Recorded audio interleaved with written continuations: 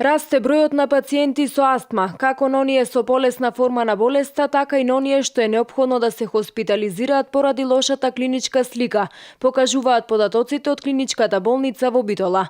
Во 2014 година биле лекувани 1638 пациенти во клиниката во Битола, а во 2015 година таа бројка е зголемена за 291 пациент, или вкупно 1929 пациенти. Само во првите 4 месеци од 2016 година во клиничката болница во Битола се регистрирани 865 пациенти болни од астма. Причините за зголемувањето на бројот на заболени од оваа болест се различни, вели доктор Василе Најдовски, директор на клиничката болница во Битола. Причините се повеќе страни.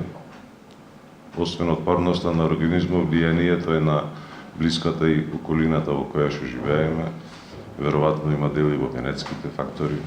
Покомплексни се причините, не е едностранно да видиме само еден причините.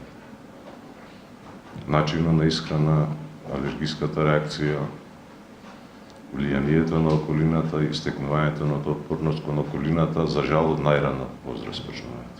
Со цел да се намали и да се подобри лекувањето на болни од астма, во клиничката болница во Битола набавена е нова опрема, а исто така се врши и доедукација на кадарот. Со цел да се намали и да се подобри лекувањето на пациентите кои имаат вакви здравствени проблеми, од Министерството добивме овидна опрема, бронхоскоп нов и екодоплер за крвни садови и се планира да се дислоцира од интерно во службата за пневмофтизиологија, да се отвори центар за пулмоалерголошки заболувања.